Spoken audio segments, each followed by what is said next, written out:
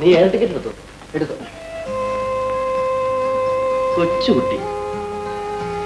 എന്റെ ചേട്ടൻ പോകുമ്പോൾ പിന്നെ എനിക്ക് വിഷമം തോന്നുന്നില്ല. ഇവൻ പോകുന്നതിൽ നിനക്ക് മാത്രമേ വിഷമമുള്ളൂ. നീ വിഷമിക്കാതെ, അവനൊരു നല്ല കാര്യത്തിന് പോവുകയല്ലേ. നീ എന്തിനു വിഷമിക്കുന്നു? 5-6 മാസം കഴിഞ്ഞ് തിരിച്ചു വരും. എല്ലാ ആഴ്ചയും ഞാൻ നിനക്ക് എഴുതാം. സൗകര്യം കിട്ടുമ്പോഴൊക്കെ ഫോൺ ചെയ്യാം. രമേഷ്, നിന്റെ ആണ്ടി എന്തൊക്കെയാണ് നിനക്ക് വേണ്ടി കൊണ്ടുവരുന്നത് നോക്ക്. കൊള്ളാം അമ്മേ. ഇതൊക്കെ ഇവൻ അമേരിക്ക കൊണ്ടുവരാണോ? ഇത് വല്ലതും അവിടെ കിട്ടുവാടാ. അത് സായിപ്പുമാരുടെ നാടല്ലേ. ഇത് പൊടിയരി. നല്ല ഒന്നാന്തരം പുഞ്ചനെല്ല് കുഴിയും കുത്തിയതാ. ഇത് തലേ തേക്കാനുള്ള അച്ചാർ. അല്ല, എണ്ണ, കൊട്ടൻ ചുക്കാരി, കുരുമുളക്, കരുവേപ്പില, സാമ്പ്രാണി ഇതെല്ലാം ഇട്ട് കാച്ചിയതാ. വൈദ്യരുടെ കടയിലുള്ള സകല മരുന്ന് ഇട്ടിട്ട് കാച്ചിയതാ. ഒരു തുള്ളി നിറകയിൽ വെച്ചാൽ മതി, പിന്നെ കുളിക്കേണ്ട ആവശ്യമില്ല. മോനെ, ഇത് അവലോസ് പൊടി. ഒരു നുള്ളി വായിൽ വെച്ചാൽ മതി, 10 ദിവസത്തേക്ക് ഭക്ഷണം കഴിക്കണ്ട. ഇത് അച്ചാർ. അയ്യോ, അച്ചാറിന്റെ കാര്യം പറയണ്ട. എന്നെ എടുത്ത് വണ്ടി വെക്കട്ടെ? വേണ്ട വേണ്ട വേണ്ട, കൊണ്ടുവന്ന പോലെ തന്നെ അങ്ങ് കൊണ്ടുപോയാൽ മതി. ഞാൻ ഇത്ര കഷ്ടപ്പെട്ട് ഉണ്ടാക്കിയതോ? നീ എന്തോ ഉണ്ടാക്കുന്നതെന്ന് എനിക്ക് മനസ്സിലായി. ഇതാണെന്ന് അറിഞ്ഞിട്ട് ഞാൻ അപ്പോഴേ പറയുമല്ല. ഒരു പാർസൽ ലോറിയായിട്ട് ആരെങ്കിലും അമേരിക്കയിൽ പോകും. ചെല്ലു, കൊണ്ടുപോ, നമുക്കിറങ്ങാം.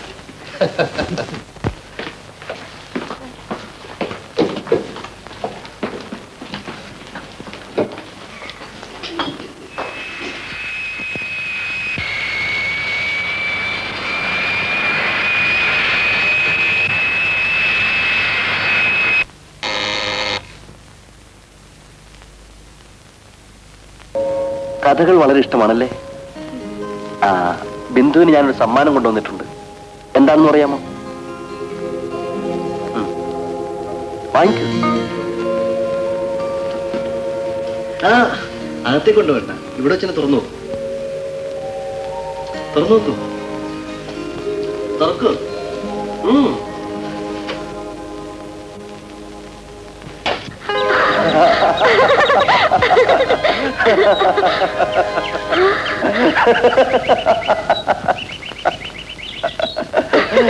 അമ്മയമ്മേ, നോക്കമ്മേ, ഇയാള് കൊണ്ടുവന്നാണ്. വിനോദിന്റെ സമ്മാനം കൊള്ളാമല്ലോ. ചിത്രശലഭത്തെ പിടിക്കാൻ ശ്രമിച്ചു. 2 എണ്ണത്തെ കിട്ടി. ഒന്നിന്റെ ചിറക് പൊട്ടി, ഒന്ന് ചത്തുപോയി. അതുകൊണ്ടാണ് പക്ഷികളെ വാങ്ങിക്കൊണ്ടുവന്നത്. വരൂ, ഇരിക്കും. ഇല്ല, ഞാൻ എസ്റ്റേറ്റിലേക്ക് പോയാണ്. തിരിച്ചു വരുന്ന വഴി കയറാം. ബിന്ദു, ഞാൻ പോകുന്നു.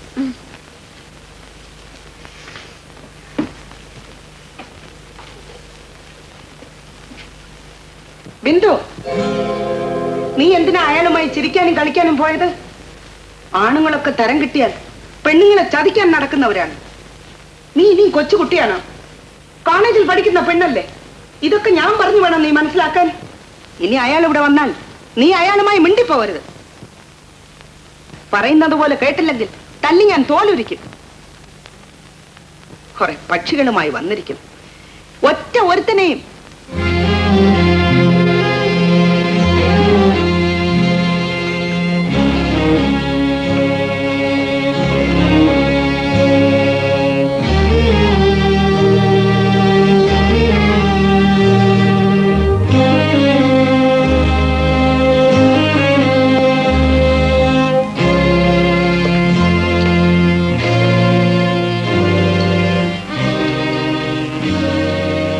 എല്ലാ പുരുഷന്മാരും നിങ്ങൾ ഉദ്ദേശിക്കുന്ന പോലെയല്ല. ഞാൻ ബിന്ദുവിനെ സ്നേഹിക്കുന്നു. നിങ്ങൾക്ക് ഇഷ്ടമാണെങ്കിൽ ഇവളെ എനിക്ക് വിവാഹം കഴിച്ചു തരണം.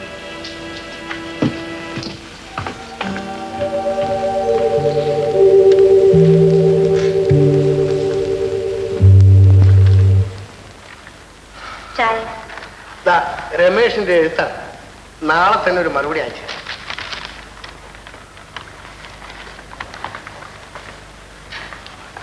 അച്ഛാ, എന്താ? അച്ഛൻ ടൈഗർ വാലി എസ്റ്റേറ്റിന്റെ ഉടമസ്ഥ മിസ്സിസ് വിമല അച്ഛൻ അറിയുമോ? കേട്ടിട്ടുണ്ട്. എന്താ, അവർ എസ്റ്റേറ്റ് വിൽക്കാൻ പോകുന്നു? അല്ല, അച്ഛനും അമ്മയും കൂടെ അവിടം വരെ ഒന്ന് പോണം. ഞങ്ങൾ എന്തിനാ അവിടെ പോണം? നീ കാര്യം എന്താണെന്ന് പറ. അവർക്ക് ഒരു മകളുണ്ട് അച്ഛാ. അതെ, അതിന് ഞാൻ എന്ത് വേണം? നല്ല പെൺകുട്ടിയാണ് അച്ഛാ.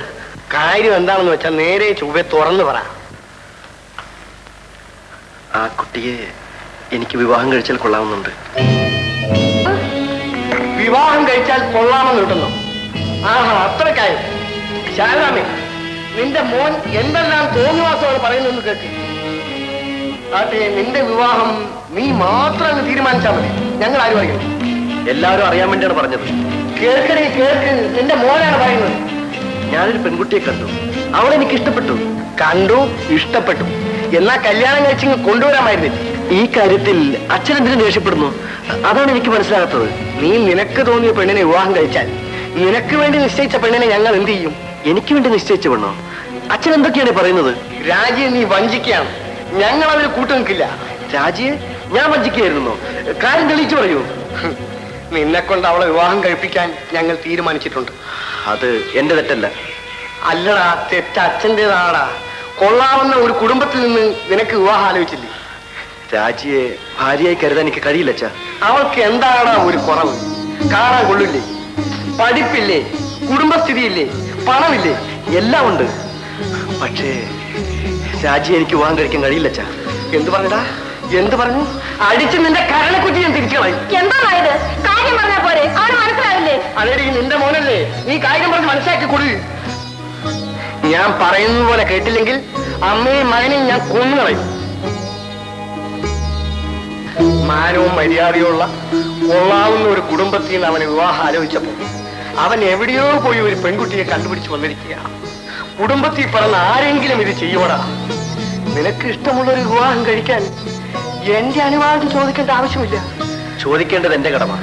അച്ഛൻ അനുവദിച്ചില്ലെങ്കിൽ എനിക്ക് അച്ഛനെ ധിക്കരിക്കേണ്ടി വരും. ആടാ, നീ എന്നോട് തന്നെ തീർന്ന മക്കളില്ലാഞ്ഞിട്ട് നേർച്ച നോട്ടിട്ടാണ് നീ ഉണ്ടായത്. നിന്നെ ഞാൻ വളർത്തി പഠിപ്പിച്ചു. ഇന്ന് നിനക്ക് സ്വന്തം കാലിൽ നിൽക്കാനുള്ള കഴിവുണ്ടായി.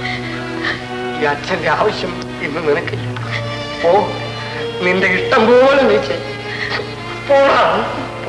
മോനെ, നീ അച്ഛനെ വിഷമിപ്പിക്കരുത്. അച്ഛൻ പറയുന്നത് നീ അനുസരിക്കണം. രാജിക്ക് നിന്നെ ഇഷ്ടമാണ്.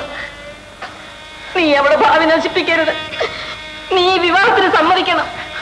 രാജിയെ കുറിച്ച് ഞാൻ അങ്ങനെ ചിന്തിച്ചിട്ട് പോലുമില്ല അമ്മേ.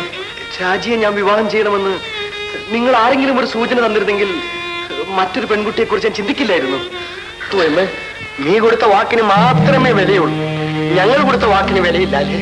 വാക്ക് കൊടുത്തതുകൊണ്ട് മാത്രമല്ല അച്ഛാ, എനിക്ക് അവളെ ഇഷ്ടമാണ്. എടാ, ഞാനൊന്ന് പറയാം.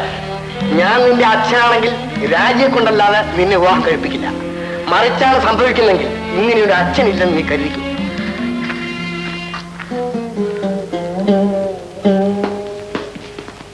രാജശേഖരനോ? ഇരിക്കൂ. അധികം സ്നേഹവും വാത്സല്യവും ആരോട് കാണിച്ചാലും അപകടമാണ്. അത് മക്കളായാലും ശരി, വേറെ ആരായാലും ശരി. ആരുടെ കാര്യമാണ് പറയുന്നത്? എന്റെ മോന്റെ കാര്യം തന്നെ. വിനോദ് എന്ത് ചെയ്തു? അവൻ ചെയ്യുന്നതൊക്കെ പറയാതിരിക്കുന്നതാണ് നല്ലത്. അവൻ ചെറുപ്പമല്ലേ? അവന്റെ പ്രായത്തിൽ ഞാനും താനും വിവാഹിതരായി, കുടുംബമായി, ഉത്തരവാദിത്വമുള്ളവരായി. അവനെ കൊണ്ട് നമുക്ക് വിവാഹം കഴിപ്പിക്കാം. അതാണ് വേണ്ടത്. അത് പറയാനാണ് ഞാൻ വന്നത്. അവനും രാജിയുമായിട്ടുള്ള വിവാഹം ഉടൻ നടത്തണം. ഇത്ര തിടുക്കത്തിൽ വിനോദിനെ കൊണ്ട് വിവാഹം കഴിപ്പിക്കാൻ മാത്രം അവൻ എന്ത് ചെയ്തു? അവൻ ഒരു പെണ്ണുമായി അടുപ്പത്തിലാണ്. തന്റെ മുഖത്ത് നോക്കി എനിക്കത് പറയാൻ ലജ്ജയുണ്ട്. ചെറുപ്പത്തിൽ അങ്ങനെ ചില ബന്ധങ്ങൾ ഉണ്ടായി എന്ന് വരാം. നമ്മളത് അറിഞ്ഞതായി നടിക്കരുത്. ഇത് അങ്ങനത്തെ ബന്ധമല്ല. അവളെ വിവാഹം ചെയ്യുമെന്നാണ് അവൻ പറയുന്നത്. അവനെങ്ങനെ വിട്ടാൽ പറ്റില്ല. രാജിയുമായിട്ടുള്ള വിവാഹം നമുക്ക് ഉടനെ നടത്തണം. ഞാൻ വിനോദുമായി ഒന്ന് സംസാരിക്കട്ടെ. അച്ഛാ, ഞാൻ ട്രീറ്റ് ചെയ്തുകൊണ്ടിരുന്നില്ലേ ബെഡ് നമ്പർ 23, ഹാർട്ട്നെസ്സുമുള്ള പെൺകുട്ടി മരിച്ചുപോയി. അങ്കിളിനോട് റെസ്റ്റ് എടുക്കാൻ പറഞ്ഞാൽ കേൾക്കില്ല അല്ലേ? എന്തിനാണ് ഇപ്പൊ ഇങ്ങോട്ട് വന്നത്? നിന്റെ കാര്യം തീരുമാനിക്കാൻ. വിനോദിനെ ഇന്നോ നാളെയോ തന്നെ കാണണം. ഞാൻ കണ്ട് സംസാരിക്കാം. ഹലോ അങ്കിൾ, ഞാൻ അങ്കിളിനെ കാണാൻ അങ്ങോട്ട് പുറപ്പെടുകയായിരുന്നു. അച്ഛൻ അങ്കിളിനെ കണ്ടോ? കണ്ടു. നീയും രാജിയും തമ്മിലുള്ള വിവാഹം ഞങ്ങൾ നിശ്ചയിച്ചതാണ്. നിനക്കും അതേക്കുറിച്ച് അറിയാമെന്ന് തോന്നുന്നു. അച്ഛൻ പറഞ്ഞപ്പോഴാണ് ഞാൻ അറിഞ്ഞത്.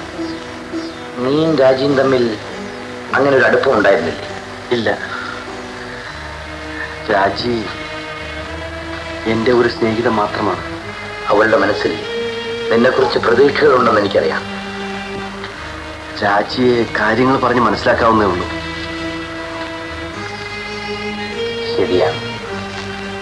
ഞാനൊരു പെൺകുട്ടിയെ സ്നേഹിക്കുന്നു. നമ്മളാണ് തെറ്റ് ചെയ്തത്. രാജിയെ അവനെ കൊണ്ട് വിവാഹം കഴിപ്പിക്കാൻ തീരുമാനിക്കുന്നതിന് മുമ്പ് നമ്മൾ അവനോടൊരു വാക്ക് ചോദിക്കേണ്ടിയിരുന്നു. നമ്മൾ അവനോട് ചോദിച്ചില്ലെന്ന് വെച്ച് അവൻ അവളെ വിവാഹം കഴിക്കില്ല അല്ലേ? അവൻ വിവാഹം കഴിക്കേണ്ടത് അവന് ഇഷ്ടപ്പെട്ട പെണ്ണല്ലേ.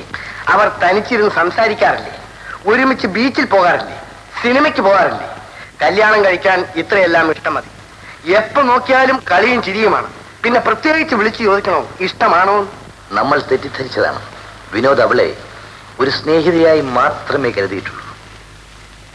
രാജിയും അവനെ തെറ്റിദ്ധരിച്ചു. രാജിയെ അല്ലാതെ മറ്റൊരു പെണ്ണിനെ അവൻ വിവാഹം ചെയ്യില്ല. രാജശേഖര, ഭീഷണിപ്പെടുത്തി ആരെ കൊണ്ട് ഒന്നും ചെയ്യിക്കരുത്. അവനെ അവന്റെ തോന്നിവാസത്തിന് വിടണമെന്നാണോ? തനിക്ക് തന്റെ മകളോട് സ്നേഹമില്ലെങ്കിൽ പോട്ടെ. എനിക്ക് അവൾ എന്റെ സ്വന്തം മകളെ പോലെയാണ്. അവളെ വേദനിപ്പിക്കാൻ ഞാൻ സമ്മതിക്കില്ല. താൻ എന്തൊരു വിവരക്കേടാണ് ഈ പറയുന്നത്? നിർബന്ധിച്ച് വിവാഹം കഴിപ്പിച്ച് രണ്ടുപേരുടെയും ജീവിതം നശിപ്പിക്കാൻ ഞാൻ കൂട്ടുനിൽക്കണമെന്ന് എന്റെ അതിന് കിട്ടുകയില്ല. ഞാൻ പറയുന്നത് പോലെ കേട്ടില്ലെങ്കിൽ ഇന്നു മുതൽ ഈ വീട്ടിൽ കാലുകുത്തണ്ട. ഇപ്പോഴാണ് താൻ സമ്മതിച്ചില്ലെങ്കിൽ വേണ്ട. അവന്റെ വിവാഹം ഞാൻ നടത്തി കൊടുക്കും. എനിക്ക് രമേഷും ഇവനും ഒരുപോലെയാണ്. നീ ഒന്നുകൊണ്ടും വിഷമിക്കണ്ട. നിനക്ക് ഞാനുണ്ട്. നിന്റെ വിവാഹം ഞാൻ നടത്തിത്തരാം. നിന്റെ അച്ഛൻ നിന്നെ ഇവിടെ കയറ്റിയില്ലെങ്കിൽ നിനക്ക് എന്റെ വീടുണ്ട്. ഗോപി,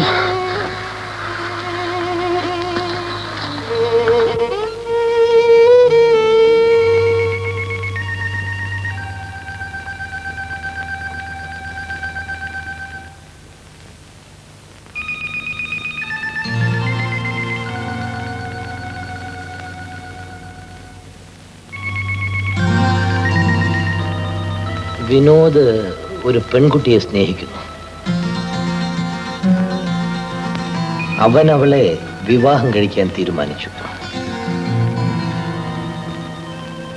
രാജി, നീ തെറ്റിദ്ധരിച്ചിരിക്കുന്നു. ആ പെൺകുട്ടി നീയല്ല. നമ്മളാരും ചിന്തിക്കാത്തൊരു കാര്യമാണ് വിനോദ് ചെയ്തത്. നിങ്ങൾ രണ്ടുപേരും ഒരുമിച്ച് ജീവിക്കണമെന്ന് ഞാനും ആഗ്രഹിച്ചിരുന്നു. അവന്റെ അച്ഛൻ ഒരുപാട് പറഞ്ഞു നോക്കി. അവന്റെ തീരുമാനം ഉറച്ചതാണ്.